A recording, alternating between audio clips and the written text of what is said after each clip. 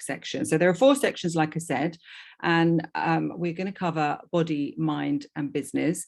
Today, I'm going to set the scene and give you some things to think about for this first part in terms of your vision. Obviously, we're coming towards the end of a ever-changing 2021, and we want to be ready for everything in 2022. And really, every single change starts with ourselves. We can't really control, as we've seen just by looking at, Boris Johnson's update last night. We can't really control whatever's going on outside, but we can, fortunately, control a lot of what goes on with ourselves. It may not feel like it at times, but I'll go on to explain how we can. And I'm going to show you some things in a moment, but let me just give you a couple of things to think about to start off with. Those of you who have seen some of my content before about Your Body Means Business, you know that I've had a lot of history in business, both in corporate for 20 years, as well as running my own businesses for 20 years.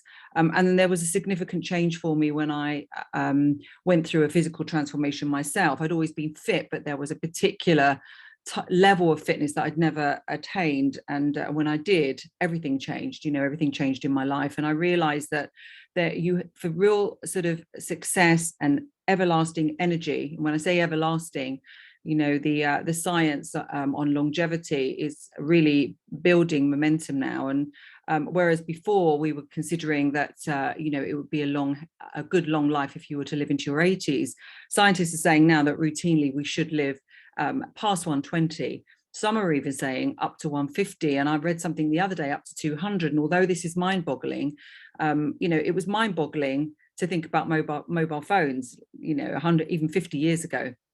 So we have to think about it in that context. And if it's true that we're going to live a lot longer, then of course, if we're going to be here, we want to be here fit and strong. That's the first thing. And so able to enjoy our time here. But also, we want to have the income to pay for ourselves. And that means that we need to be ever evolving in terms of our business as well, whether that is a series of jobs, whether it's a series of new businesses and new ventures, or both, or whether it is literally that we want to, contribute for all of that time. So all of us now need really to have a longevity mindset. And it does start with ourselves, like I say, everything that we want to be, do, and have is dependent on this vehicle of ours working. The importance of immunity is always facing us, isn't it? More and more we want to be strong and immune to the things that are going on. So I will share with you, first of all, where I'm heading with this discussion. Let me show you, first of all, a summary of the things that we've been teaching really, really effectively on our program. And that is a blueprint to get to a future you. And very often people will, join the program or ask me for some coaching because, for example, they've seen my physical transformation, and they maybe want to get a six-pack for the first time in their life. And that I was in my mid-50s when I actually achieved that. But actually, the way that we teach these things, a six-pack is a healthy or sort of a happy coincidence. It's like a side effect. And really what we teach is much more core. It's much more about the next version of you, and health and a great body sort of fits into that. So let me show you this blueprint here of how to get to the next version of you. And we're coming to the end of the year, like I said. End of the year, start of a new year is always a good time to do this. And very often, certainly what I did for years, and what I'm sure you do as well, is we start to think our goals. We start to think, okay, so this year is going to be different. What are we going to do? What are we going to start to change?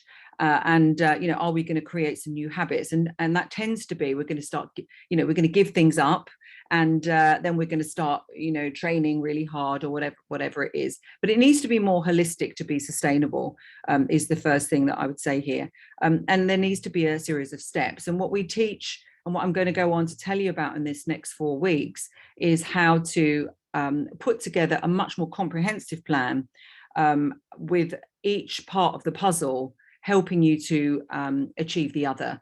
So, it's not just about getting fitter in the gym. It's not just about eating healthier. It's not just about working harder.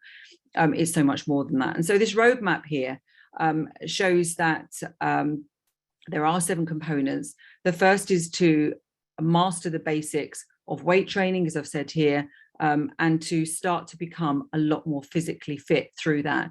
And that doesn't mean just, you've got to live in a gym the whole time and throw really, really heavy weights around. There is a certain way to do it where you start to reap the rewards really quickly, especially if you're a new trainee. So that's one whole component that we're going to be looking at. The next part, and I talk about it as being a younger you, is because you learn how to fuel your body. And this does not mean not eating very much. It doesn't mean that you hardly eat. In fact, it means that you eat a lot more, but you eat a lot more of certain foods in certain combinations.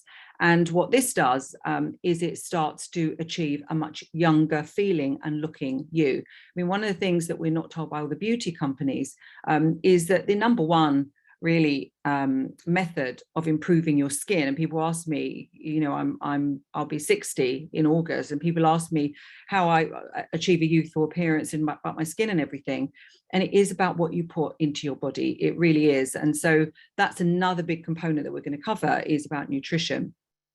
The next thing, having sort of looked after the vehicle outside, the vehicle that everyone can see, the body, is to start to really focus on this incredibly important component, this brain of ours, because the brain there is originally it was there to protect us and to sort of keep us alive, and that's why it's fight or flight. That's why it sort of looks for bad news, and the reason it does that is it's like an overprotective friend.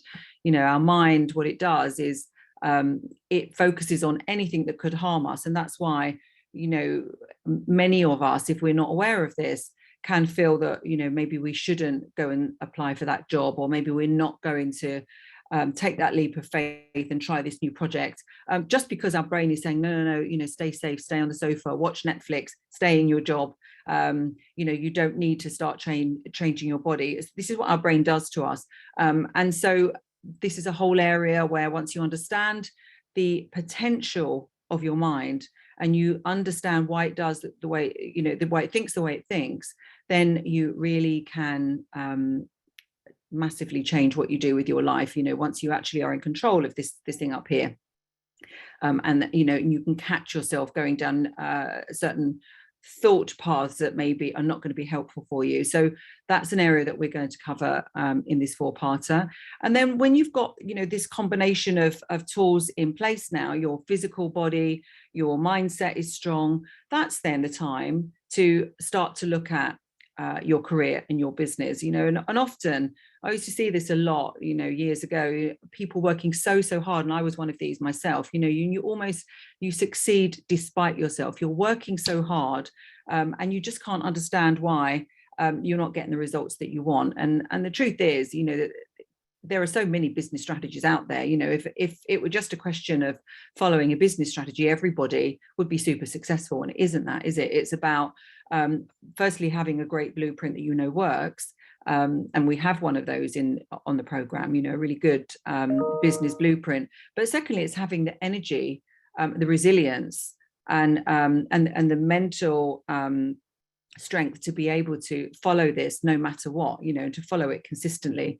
So business success comes about not just by following a business strategy, but by being able to do it on a consistent basis. And that's what we cover in that 5th section there.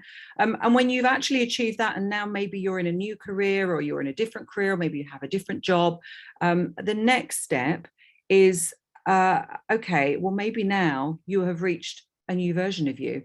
Maybe now what you want to say about yourself and how you want to present yourself to the world is different. And we talk about this in terms of personal packaging, that you may, in the same way that an Apple phone, is packaged in a certain way, so that when you open it, you want to open it basically, and it looks great, and you have expectations about what it's going to do for you. Branding, personal branding in particular, has become ever more important. I mean, when I very first started this work, and I remember joining LinkedIn in about 2006, and there were hardly any people on LinkedIn, and the whole idea of personal branding seemed a bit alien. But now it's almost obvious. Of course, we have to brand ourselves, because what we put out to the world and what we say about ourselves is really what our audience will believe about us. And if you are looking to build a business, get a better job, get more clients, or whatever it is, then your packaging and your branding has to be correctly representative of who you are and what you want to say. So that's another big section that we'll cover. And finally, in number 7 here, we'll talk about the future you. Basically, when you go through all of this, then you graduate in terms of, a version 2.0. And we talk to people about their version 2.0. Some people have been through this program many seasons, are actually coming up version 3.0, 4.0. But really, I wanted to show you that quickly because, as I say here, once you've cultivated a longevity mindset as well, what you realize is that we're ever evolving. And yes, we're going to be setting goals for this forthcoming year. And that's what I'm going to help you to do on this 4-part series.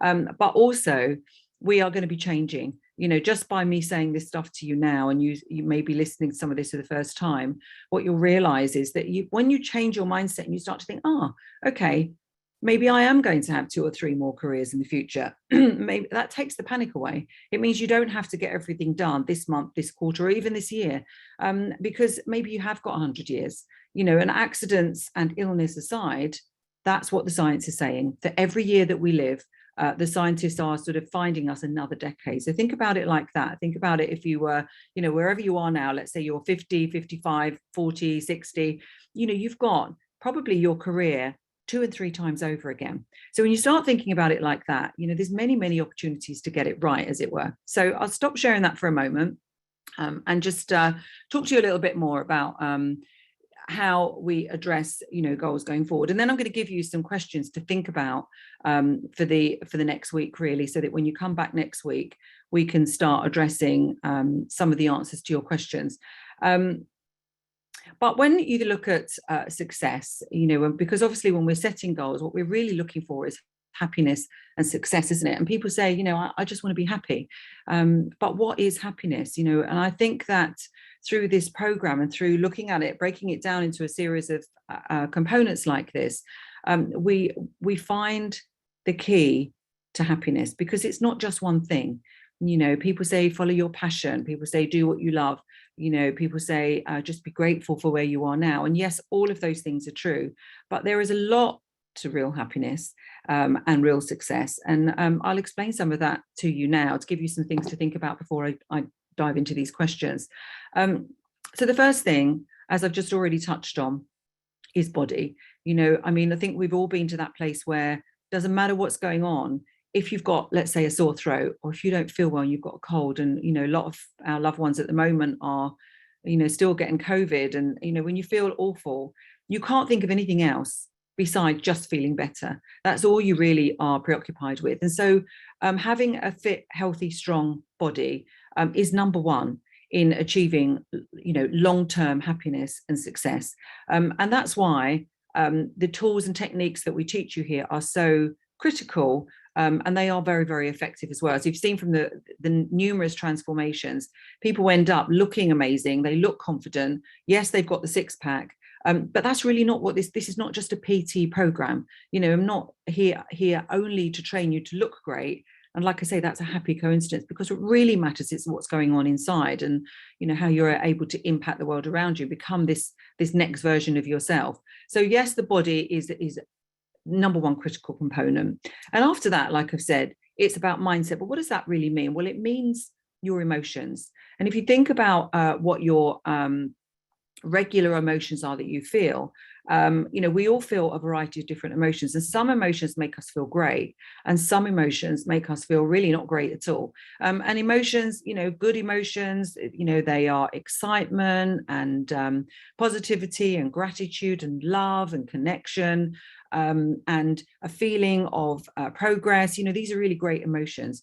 But other emotions are, feeling defeated, angry, sad, helpless, a failure. These are all emotions. And so once you start to become aware of your emotions, and we teach you tools here to and techniques to be able to, number one, notice the emotion, the dominant emotion that you're feeling, and then say, to make a choice and say, well, do I want to feel that emotion the whole time? Or, what are the dominant emotions that make me feel really good? And what are the ones that I want to feel on a more regular basis?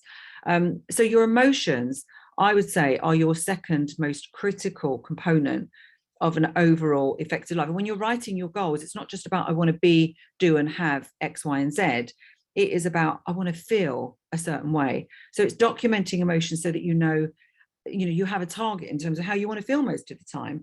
Because it doesn't matter where you are. You can be in the best house, in the best car, on the best holiday. But if your dominant emotion is not a positive one, it doesn't matter where you are, who you're with. So choosing your emotions is so, so important. And then it leads me on to the third thing, which is also to do with mindset, and that is relationships.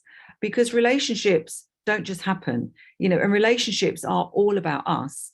Sometimes people think that they're not good at relationships, or maybe they think that everybody else is not good at relationships, or that relationships are just not working.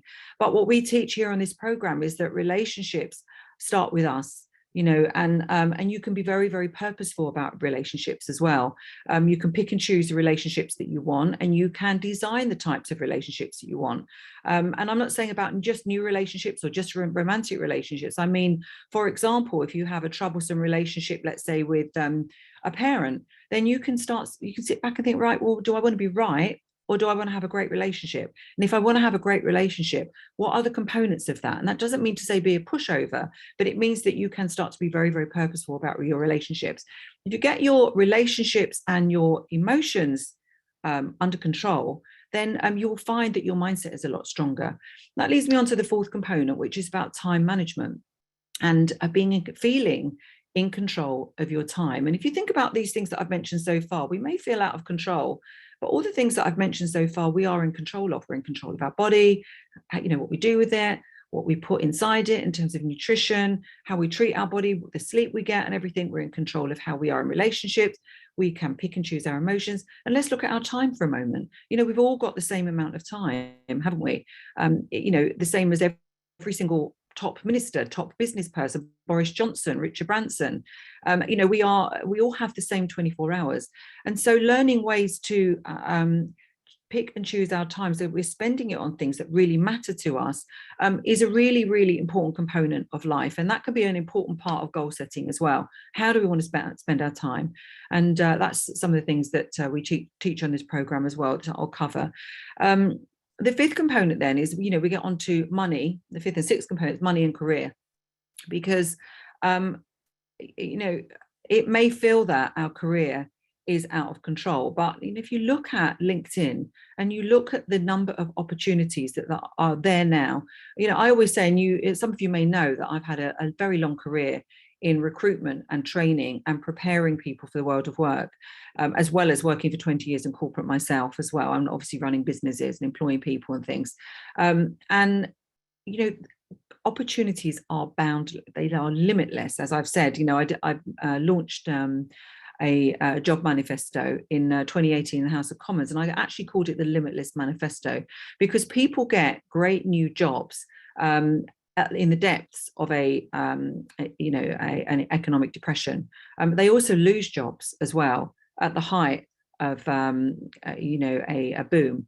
So basically, you need to forget what's going on outside and just think about what it is that you want, and start to look at what the opportunities are that are there. Because I promise you that anything that you actually want, with enough focus, with enough using of the right language, with enough awareness and presence in of your body and your mindset, you will eventually make that opportunity become a reality.